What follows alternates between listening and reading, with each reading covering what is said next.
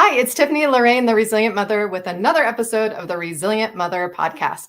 Today, we're going to be talking about unique resilience and mastering your unique resilience.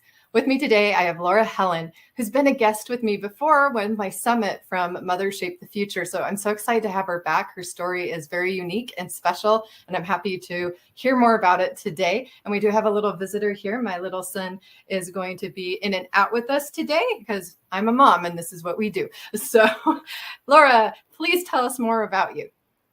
So I am Laura Helen, CEO and creative coach for the 4-Hour Author. Woo! And I'm a world schooling, world full-time traveling mummy. So we travel the world full-time with our kids whilst being entrepreneurs and running our business, which sounds crazy and magical, but you wouldn't want the journey it took to get here, which is what we're going to dive deeper in today. Yes, tell us where it all started. So it started with, I was pregnant with my first ever baby, a little boy, cutie like yours. Didn't know what it was that was coming. And when I was 7 months pregnant, we found out about a little girl who was in a crazy situation and needed help. So we brought her home. She was just 3 years old. It was a crazy background that she was facing. So we went from 0 kids to 2 kids. We don't like to do things by halves. And then we fought a very messy legal battle to keep this little girl safe, which put her finances so upside down and topsy-turvy, put us in crazy amounts of debt. I was just sharing with Lorraine, Tiffany, because she's commented on my hat. It got to such dire points, and we heard about this guy called Tony Robbins, and he was coming to England. And instead of paying rent that month, he actually paid for a ticket, and I went to one of his signature events, UPW, and went and jumped around like a crazy person with Tony Robbins. Virtual one. I did the March 2021 virtual one after New World, New You. So that's kind of my introduction to Tony. Although I knew Tony as a teenager, I didn't quite understand everything about him. I had a mentor kind of introduce me to the concept of personal development, and I got to listen to some of his tapes back in the day when it was tapes and discs. And so I understand the power of UPW. It can be life-changing if you allow it to be, for sure. So, Mom, you're following me. Yeah. Do you have a question? No. Oh, okay. So what happened from there? So from there, I went home, changed everything, realized we couldn't find a way out of the debt, because we were paying more on legal fees than we were all our combined outgoings put together. And we just couldn't find the way. We couldn't make enough to get the income higher than the outcome. So in true Tony fashion, we created a way. So we got super creative. And we realized if we lived in an Airbnb, it was one bill instead of like 10 that you need to live in a house, and rent and bills and tax and all that stuff. It was just one price plus food. And we were living in Cornwall then, which for those that don't know is that little beachy bit right at the bottom of the UK. So hubby, who was working for a company, transferred to London. We got an Airbnb in London for like a third of what we were paying in Cornwall, just for all our bills and everything. We no longer needed cars because we were in London and there's just transport. And his salary increased hugely because we're now in London. So we actually had more incoming than outgoing for the first time ever. And we lived from 4 suitcases, and we started in Airbnbs. So then was it house sitting beyond that? From what I remember, was it Airbnbs? House sitting was after we had a night on the streets, and I just had to make sure that never happened again. Oh, how did that happen? Did an So Airbnb it was or? We call it the week. The week. Okay. So we had a week where hubby lost his phone, and in the phone case was his bank cards. I had a bag stolen on the way to the airport, and all I had in a spare thing was a bank card, but the chip had come out. Which while we were in the US, it was fine. I could take that and my passport and get cash out. We then flew to France, not knowing it wouldn't work there. So I couldn't access any money at all when we got to France. So we'd booked an Airbnb. Poor little kids, tired, 10:30 at night. We finally get to the Airbnb. We can't get in. No one's there. No one's responding. We finally get through to the owner, and they say, "Oh, we just put it on as a test to see if anyone would want it. It's not ready yet." Oh no! So we were completely with nowhere to stay. nowhere to stay. Nothing was open. It's this little quaint village in France, so there was nothing open. We thought, I know, we'll go back to the train station and do like an airport kind of sweeping around thing. They shut the train station because it was a small little place. And we spent the night in the car park hidden away in a bit of a shelter. Hubby and the kids were all snuggled up nice and warm. They went fast asleep from about 12 till 6. Meanwhile, me and my phone and my charge pack, I had a complete breakdown, if I'm honest, a complete failure as a mummy. It just hit me so hard. I hustled and hustled and hustled and just added value to as many people as I could. By the time they woke up, I had $6,000 in the bank and a way to access it. And I discovered house sitting, which meant we never had to pay for accommodation ever again. So Airbnb to houses, living out of 4 suitcases, writing books, and serving. Just this total unique way I don't think anyone realizes is even an option for a way to live, and holy resilience. And now it's a way of life for you guys. This is what you do on a regular basis, right? If someone told us 6 years ago I'd be traveling the world with my kids, it was always the dream, but the debt and the state we were in. And now we actually do it for free. Like, we travel the world for free now. And in lots of places we've had a lot of off-grid places. So they're even growing their own food. They're off-grid with the electric. They're off-grid with the water. It's like fully sustainable. And the owners pay all the bills for everything, including the Wi-Fi. We are literally living around the world for free. If you told me that 6 years ago, I would not have believed there was a way.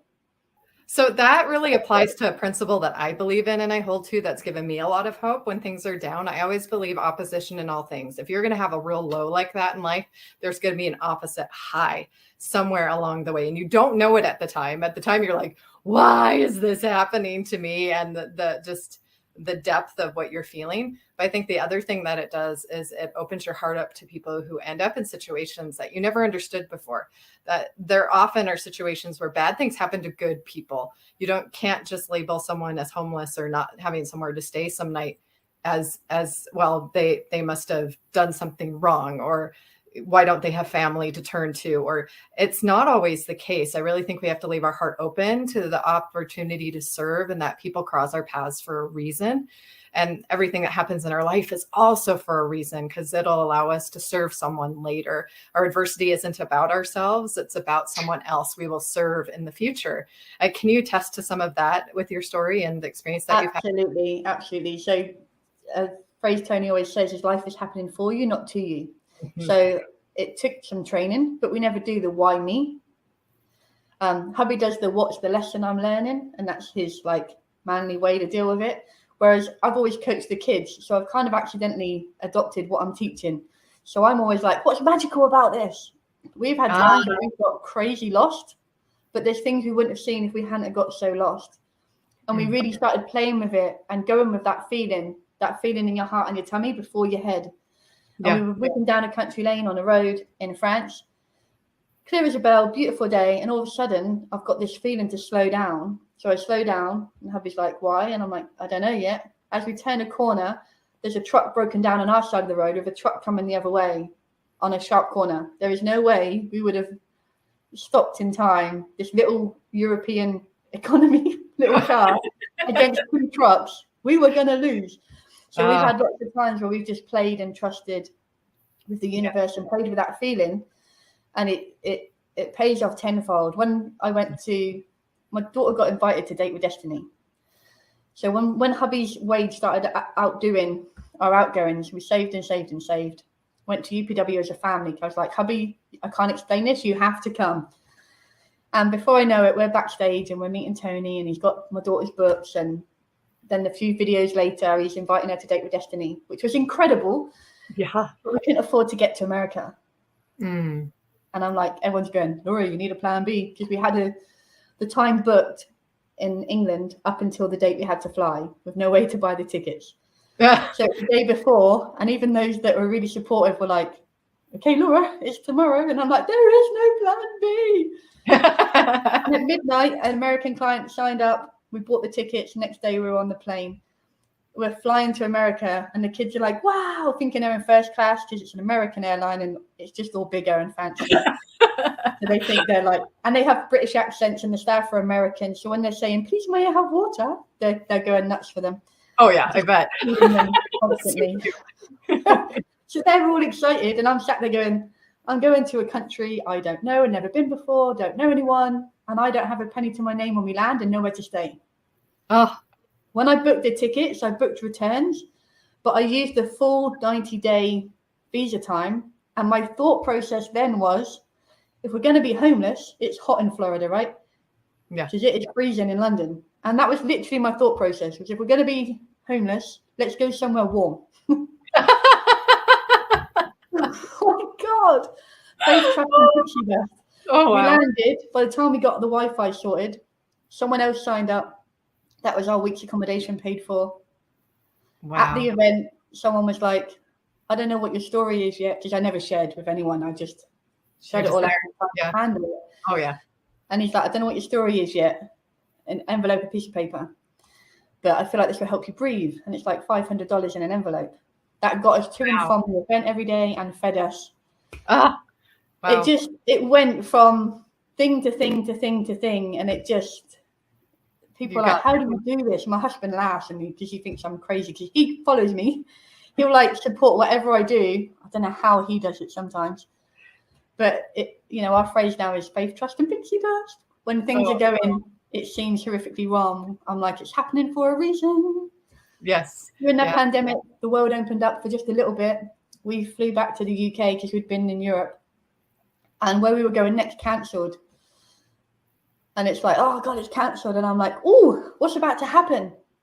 What happened was we got a 13-week Sky TV show of our family. So we were on Sky TV every Saturday morning and Sunday morning for 13 weeks during the second lockdown. Wow. Yeah.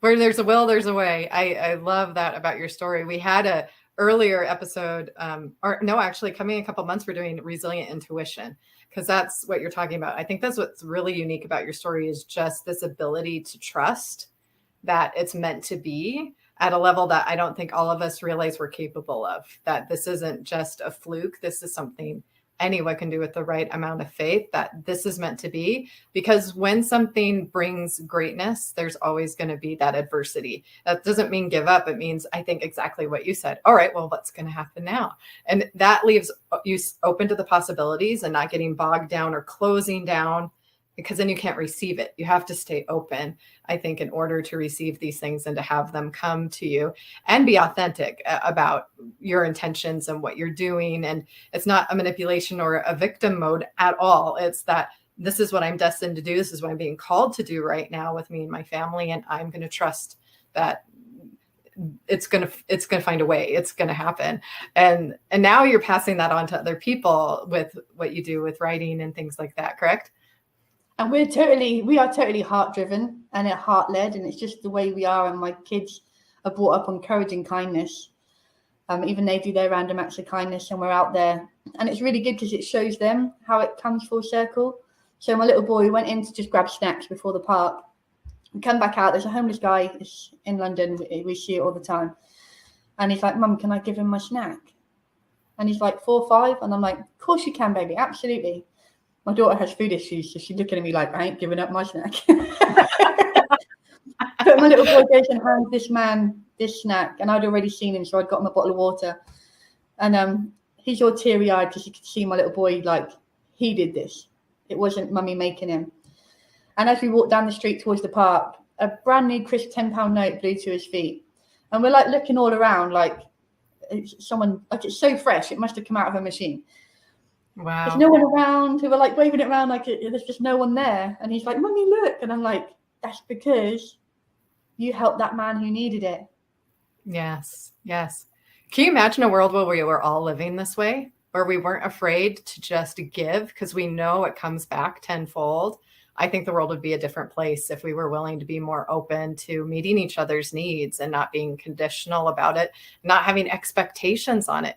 When you do something in love and out of a good place, There's the saying, charity never faileth. I really believe that's very, very true, that all the good we put out into the world comes back tenfold. And maybe we don't see it right away. That's an example of where it happened right away. And sometimes it does, but other times it takes time for those things to come, because you have to be ready to receive them. And so you have to go through some things to where you will be ready to receive that tenfold that's coming. You may not have been ready at first, like you're saying, doing the Airbnb first, and then the idea of the housing, that all kind of built on each other over time. It wasn't something that happened all at once, or the success of it, or what has happened for you didn't happen all at once. It happened gradually. Do you want to talk about kind of the steps of where things continued to go from there? Where did I get to? Where am I at? We're in America. I think that's as far as we got. Oh, yes. So we did the whole Date with Destiny thing. We stayed with an incredible family after that all over Christmas, which worked out brilliantly because I was so ill. I think it was me. I had so many changes. I got challenged to put my control under the table and leave it. I think the biggest shift for me was learning what I cannot control. Yeah. Let it go. Yeah. You can't do anything about it. I've been on a plane that's gone upside down and things are falling down. People are screaming and puking and praying. And I'm sat there going, well, there's nothing more I can do at this point. Just kind of watching the surroundings. So after that, we went back to business mastery. And I don't even know how I quite did it, but I'm sat up with the platinum partners as a platinum guest, right front row at this next event. Had all those stupid voices in my head back then, like, oh my God, am I worthy to be here? And Tony's got everyone, business owners, put your hands up if you've made this much money. And the people next to me are getting to like 100 millions and billions. And I'm like, oh my dear God, if I could make $5,000 this year, I'd be happy. So I'm writing down my numbers, and it's like, if I could get it to like 5 to 10 grand, we are laughing. And these people's numbers, I just couldn't even comprehend at all. Right. And at the event, Tony's like, your prices are ridiculous. They should be this, this, and this. And he'd like 10x all my prices. And I was like doing the, oh my God. Before I left the room, I signed a platinum partner, which was on my January to-do list. So I'd already made 3.5 times what I thought I was going to make before I left the event. Do you think that was because you finally stepped into the value of who you were and your story and what you had to offer? Do you think that's what the transformation is, or that was unique to you, or what was that transition? Because obviously so many things that just came together at that time. Because Date with Destiny, you think UPW is good. I can't even begin to try and put into words. I went for my daughter, and what I got out of it was absolutely transformative. And I stopped trying to, this is the key, it's corny and everyone who's made money says it. I stopped trying to make money and I just tried to help. Yes. And the whole game changed. And that's what I've heard too. Just add value. And that's what this podcast is about. I myself during COVID found myself pregnant alone with 2 kids, going to school, maintained a 3.5 GPA, and then brought my son alone with only the help of midwives. Barely made it to the hospital in 3 hours to bring him into this world. And now you saw him. He's a happy, very rambunctious 3-year-old, and he's doing very, very well. And I'm very proud. But it made my heart realize that moms, I at least didn't have the support I needed. And I really have the dream of this podcast going beyond what it is now to a website or a Facebook group or a community of a place a mom can go to get any kind of resource she needs, not to like be pigeonholed into her circumstances. Or I want every mom to feel welcome there and be able to find anything from meal planner to marriage counseling to fitness to decluttering to writing a book to how do you start saving money for your kids. Like I would love to have that all under one roof, because I know I would have used it. I know I absolutely would have used it. And I think it'd even be beautiful. It became a place that has like local hints and discounts for moms, because I think moms are the foundation of society. If families are the foundation of society, like you're the mother of your family, look at your kids and what they know is possible, and what they're going to pass on, and what your son did and had the heart to do. And just out of pure love for his fellow man. We need more of that today. We need to spread the possibilities and open up that it's not about, we can create win-wins for everyone. It was a win-win in that situation for your son, and he was blessed for it. And it's been a win-win for every person that you've served after what you've been through. And yeah, you had that low, but look at the high that you're at now because of it. And that has value. I really think that we need to put more value on everyone's experience, no matter what it is. There's no one linear path. Everyone is unique, and your uniqueness is what makes you special and gives you the opportunity to serve someone who is you 5 years ago, who is you a year ago, or who just needs someone who understands, just to listen, even to have someone who really fully understands what you're going through. I recently had that experience with a friend who gave to me. She was the one woman I could call during COVID, and she was just there for me. And she had a situation flip where she needed me. And I was one of the only people who could understand what she was going through. And it was so beautiful to finally be able to give back to someone who had given so much to me, and to know that what I went through now had meaning, what I went through now had purpose. And it really got to touch someone I cared about deeply. And I just love that about your story, and about this idea of what's possible in the world and what more we can show people is available. This is exactly, you just touched on so many things, but this is exactly what we do. My kids got asked, what does mummy do? And I thought, when kids get asked questions and you haven't prepped anything, I was like, oh my gosh, here we go. And they're like, mummy holds up the mirror and shows people what she sees. And I was like, I've never put it that way ever. How brilliant is that? Because we call it creating a book. I always say I create best-selling authors, because it's nothing to do with the book. It's the transformation we take people on. And what we've noticed after helping so many people, everyone creates the book they wish they had at that moment. That moment you try and forget existed? Yeah. That's the book we're writing for. You're creating all this stuff for you in that moment. Yes. So they're the people, we touch their hearts, and we do it so authentically and so real and so raw that it really makes those connections. We launched a book after our Sky TV series called Creatively Homeless. And the backlash we got, you shouldn't be able to say that if you've never been homeless. And I'm like, have you asked if I've been homeless? You're just assuming I'm some wealthy white chick out smashing holidays, spending tens of thousands and millions. Read the book. Read the actual book, not just the title. But like you said, if I'd have had that book 6 years ago, I would have saved so many heartaching moments, so many expensive lessons, so many things that I wish I hadn't gone through if I'd had those few little key points and knowledge of how to access money. We now have so many cars, it's ridiculous, because we will never be in that situation again. But everyone creates the book they wish they had. And it's those crazy bad moments. I'm trying to recap all the things you just touched on. My gratitude, my kids used to be like, Mummy, you make everyone cry and you cry all the time. And I'm like, it's not sad crying. My heart is so overflowing with gratitude. It comes out of my eyes.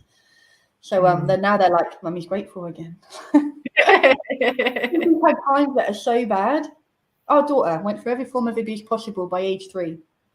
When she's 8 and stood in Disneyland watching Elsa sing the song that my daughter sang 5,000 times before, I wasn't like, oh, this is lovely. I'm like ugly crying, like, Dave, I need napkins. Like, I'm a wreck. To know where she came from, to see her fully living out like this dream. Yeah.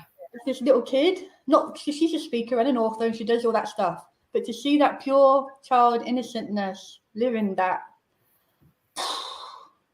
Yeah. And you created that opportunity for her just by loving her and taking her in and being willing to give her a place to heal and to get that opportunity altogether. And I think in a way, children and our children that we have cross our path because they chose us in a way. And that's a beautiful thing about our families and our children is, your child chose you. They knew you had the potential to meet their needs, and you just need to rise up to it. And I also really want mothers to understand that, adopted or otherwise, I'm a birth mom. I've seen many different sides of it. The only thing I probably haven't experienced as being a foster mother is that happens for a reason, and your love can open up and heal a child. And your instinct for what that child needs is valid, and trust it. Trust your motherly instincts and honor that you are called to that role and that you can fulfill it beautifully. It's not perfect. Maybe it might be messy. And there's times you feel like you're failing them and you're like, this is not what I had in mind. I can attest to that as well. But then there's beautiful moments that make up for it. I myself took my kids to Disney this year. I had saved up the funds. We had finally had the ability to go after all the lockdowns, and we had further things that weren't allowing us to travel due to custody issues and some other things that finally resolved. And I said, we're going because we can. And though it was a little messy and we had some hiccups and the age difference and being single mom, it was still so beautiful to give that to my kids who have been through so much with me, especially the last 3 years, that it was like, we're just going to make this happen. And there were times that it was so wonderful to just be having fun with them and just be playing with them and to give them this special opportunity that I didn't think probably was possible a year or two before. And when it became possible, I'm like, we're doing this. This is happening right now. I don't care what gets in the way. We're making it happen. And I'm so glad I did, because now I've seen other single moms that I've crossed paths with doing the same thing. In fact, this last week, a friend of mine that I met at one of my trainings took her kids to Disney by herself. It's like, yeah, things aren't perfect, but we still have to make those things happen that we can, and we have control over. The opportunity presents itself and we won't regret it. We won't regret that we did that, especially with our children. The things that we teach them is so important. And they're not little for very long. That's what made me so urgent about everything, was they're so little for such short a time that when we started traveling, everyone's like, oh yeah, I need this much in the bank before I travel. We were minus tens of thousands when we started. We had no, what's it called, security blanket, buffer, backup, rainy day fund. We were living what we were doing. There were times when me and hubby were like, yeah, we're doing a week fast because we're so healthy. It wasn't. It's so we could afford to feed the children. Things got crazy intense and crazy low at times. And the kids have watched people tell us again and again, you can't do this, you can't achieve that, there's no way you'll do this, there's no way you will do that. And then we've done it anyway. Yeah. I like the saying, when someone tells you can't do something, do it twice and take pictures. Absolutely. When we started giving everything up and traveling, everyone freaked out. People threatened to call social services and all this stuff. Oh, the kids won't be safe. So we went out and we did fire walks and glass walks with a 4-8-year-old. Like, yeah, they're fine. We signed a waiver, so this must be okay, right? So, yeah, because UPW, if you do it live, there's a fire walk. Yeah. So there's like 10,000 people, all their socks off, trousers rolled up, and they're walking, yes. And you're kind of mixed as you'll get this because your mummy's listening. So there's a part of me going, oh my gosh, we're about to be the most incredible parents ever. And our children will know they can do anything, or we're going to jail. There's nothing in between. I don't mean to laugh, but yeah, there's like no in between. Like we're either we've abused our children and they are on fire, or they will believe they can do anything. And as they walked on fire, they did it and they stormed it. And they've done it again since. They did it. Absolutely. But as a mummy in that moment, yes, it's going to be great. Oh my God, I'm about to go to jail. But you did it. Let's just put that up. You did it. So. And now my kid, my 11-year-old, started winning awards last year. He now has 45 published books on Amazon. Wow. That's amazing with the awards. Like, I think you'd mentioned that before, but I didn't realize how many there were. That's phenomenal. So he started creating when he was just 4 years old. So a year older than your little man. He started his book series. And now at 11, he's got 45 published books. And my daughter created 5 books in 3 languages and spoken on crazy stages with world changers that I wish I could collaborate with. That is so awesome. And she's got quite the story. Did you teach her the speaking, or did they just let her go up and they ask her questions? I'm curious how that works. So I was speaking at some events, and one of the events was quite relaxed. And Tegan said, "Can I have a go?" And they were like, "If you want to do it in the lunch break." So as lunch came, everyone, when you have kind of get up with your bag on your shoulder, everyone's hungry, they're ready for lunch. They're like, "Tegan's going to have a go. It's Laura's daughter. She wants to try and have speaking. If you want to stay around and support for a few minutes, that would be great. If not, go grab your lunch. It's not a problem. Carry on." So she starts her story. Life before 3. Boom. She had them gripped. It was like a roller coaster. She took them on, everything she'd been through and the upside and everything. And at the end of it, they went nuts. And she had a queue of people all trying to connect and say, wow, like she was, what was she, 6, 7? When she did this. And all of a sudden she's realizing she's helped all these people by sharing something that used to be painful to talk about. So she was getting out there, sharing her truths and impacting.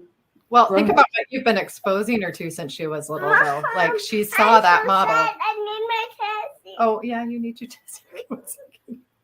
See, I was a really strict mummy. My kids didn't have any devices at all until about 5, 6, and then it was like aeroplanes because they had the movies on the aeroplanes. If I had anything playing, it was Tony Robbins, Gary Vee, like all this personal development stuff on YouTube.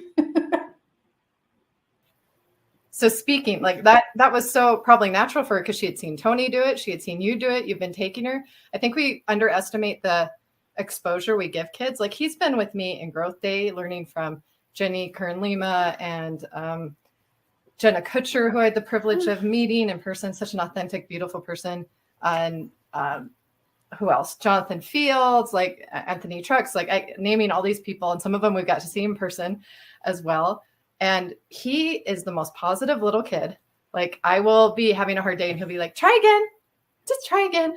And just little things that I'm like, he really caught on to more than I realized, because he was pretty much at my breast during all of COVID. And so he was just sitting in, absorbing all these things from a very young age.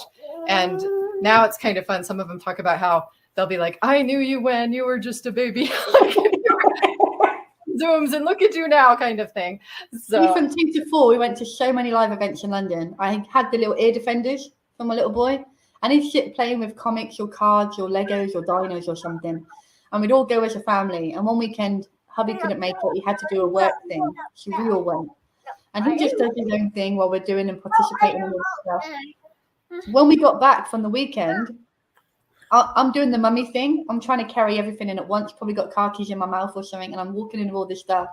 And hubby's like, so what'd you learn? Talking to me. I'm like, And my little boy started breaking down the entire content of the weekend for daddy and started sharing all these things, the key lessons, like the anagrams. I had no idea at that point he was taking it more than we were, because we're trying to get rid of all the conditioning and the rubbish been taught. They're empty sponges. Yeah, exactly. The younger all this greatness. Yes. Yeah. My hubby's thing that used to get him stressed used to be timekeeping. We have children. What are you talking about? But timekeeping used to be his hold up. And I remember my little boy was like your little boy, 3, 4, and he's at the front door and he just takes my hubby's hands and goes, Daddy, we're all together. He's like, yeah. And everyone's okay. Yeah. So be happy. And it was so simple, but so brilliant at changing his state, getting him out of his head and back into his heart and being like, you're right. It's fine. Why am I being stressed? Yeah, coach by kid. Yeah. I think that's the thing too, for anyone who's been through extreme things, is you don't take anything for granted. And so it helps you have a better perspective on things. Yeah. So everything that you've been through, I really think you have a unique view of what resilience is. So I would love to know what your definition of resilience is. It's happening for a reason. We can never see the picture when we're in the frame. And sometimes it's minutes later, hours, months, years that you don't see it. But it makes sense. You just don't know why yet. When I first started in self-development, I was learning so much, but a part of me was always like, yeah, but it wasn't right. Yeah, but it just, the injustice. Mm-hmm. Then when I brought my daughter home and learned about what she actually went through, I kind of went, right, okay. That's why it happened. Because now I can lead her through her journey. Yes. Not as someone who's trained in stuff, but as someone who knows what she needed to actually hear. Yeah. I recently had a similar experience with my teenager. We hit a situation where I had to become very grateful for past experiences, because it all fell on me and I had to handle it. And there was no one else. There was just me. And in that moment, I became so grateful for what I'd gone through before, because I knew how to handle the situation properly, where someone else might have freaked out and shut down or made the situation worse. And to do that for your own child, or the child that you take on and crosses your path, is and valuable. And then you get to help other parents, because there's lots of parents struggling with different things with kids right now. We have such a huge mental health crisis in the world right now that as a mom, you've got to be armed with some of those things and prepared to deal with abuse or just mental issues that pop up with anxiety and all the things with too much technology and too much dopamine rushes and all of those things. And so with that work, we're striving for resilience overall. We're striving for that ability to realize failure is not fatal. The experiences that you're having are for a reason, and to be grateful for them and realize that it's your opportunity to make something good out of it. It's your opportunity to create a win-win for you and for someone else. This is where the system goes wrong. It teaches people. My little boys had a play date over this week. We've played a lot. And they were baking today. So I've got 2 11-year-olds baking in the kitchen. So fun.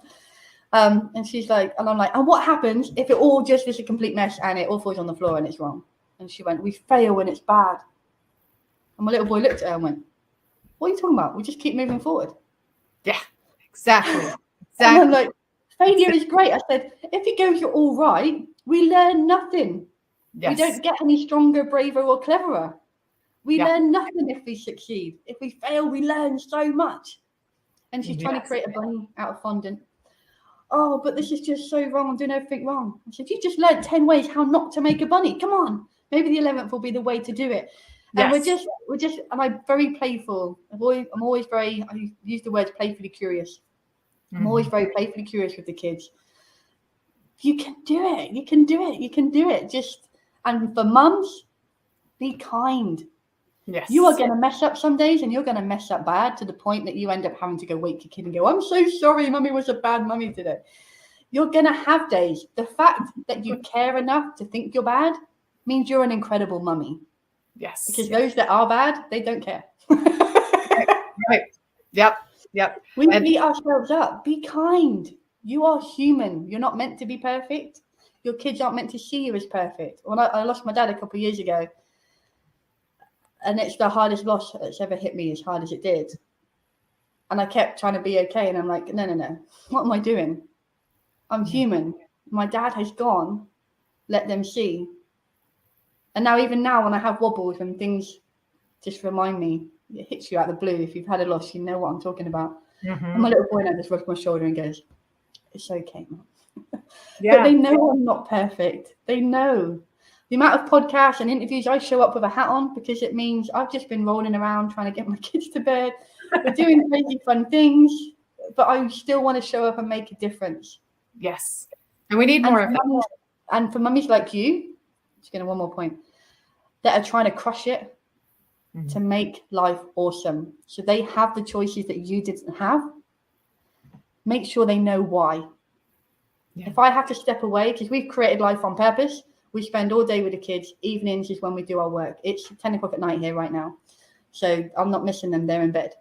If I have to do something that's in the day when it's their time, I look at my little boy and I go, Mummy's got to do this, baby. And he'll go, for the island, Mummy. And I'm like, for the island, baby. I'll be trying to have an island with a helicopter and a submarine and all this cool stuff. So he knows why I'm doing it. And he knows it's for him. It's for us. I'm not doing it because I care more about this than them. I'm doing it because we have a family goal and dream. And that's what I need to do to get there. I love that. Not enough mummies tell their children, you are busy, but why are you busy? And I think a great way to do that is to have a family mission statement. Like you've said a couple different sayings that you have that you use in your family over and over again. And I found it really fun to include them in making a mission statement, because then they feel ownership in it. Or if we do a cleaning chart, we do it together so that, you know, you helped create that chart and that structure for our day. And so that they know that they can participate and feel ownership with it, because family is all about that ownership of who we are, what we stand for as a family, and what we're going to achieve and what our goals are. And our mission is to serve in the world. And I absolutely love that. And I think we can all come up with a few key phrases or key words of we are this as a family, or we are that as a family. Maybe we are fun as a family. We are entrepreneurs as a family, whatever word you want to use. It's not wrong. Whatever's unique to you and to your kids and your family is great. Just own it and step up and be resilient with what you know is you and the true for you and your family, and be bold and see what's possible. Like Laura Helen has with her family, she's made a whole lifestyle and possibility that no one would have ever thought was available before. And when something's new, you're probably going to have adversity just because somebody hasn't done it before. Not that it's not possible, just no one's ever seen or comprehended it before. So it's okay. Know it's okay. Know you're on the right track. Trust yourself and your alignment, and you will get there. And also deeply for this podcast, trust yourself as a mother. Trust you know what's needed. Trust you have the skills available. Trust that that child was given to you and crossed your path for a reason, and that you are enough and you are worthy, and they are ready to receive if you will just give them your time and be authentic and apologize, like you said, if needed to, but be there. Show up. At least show up. Kids want your presence, not presence. They want you, as much of you as you can give them, and let them be a part of as much as you're doing. You're seeing the benefits of that with Laura. I'm seeing the benefits of that with my son. Let them be a part of it. Let them participate. Even if they're just in the room, you'll be surprised what they're absorbing, just even being over in the corner or being closer, like on my lap today, as you saw. I know he's getting something out of this, and he knows mommy loves him, and that's what's important to me. And so, Laura, I absolutely loved having you on. I appreciate your authenticity and your heart and being willing to share more of your story with me and my audience today. So thank you so much for being here. Where can people find you if they want to work with you and have a journey like yours? We are doing a unique thing, like you said, since lockdown, everything's been nuts. We are doing a free 4-hour author masterclass. You can come and join and learn how to create that book that you needed way back then. Not only do you create a survival guide for someone else, but you will transform in ways you don't even know are possible yet. And this lady knows what she's talking about. Her kids are even writing these books. So you'll probably see me in there at some point. So I definitely join in. Thank you for our listeners. Thank you for being here. And we will be back soon with another episode of the Resilient Mother podcast, Mastering Your Unique Resilience. Take care. Bye.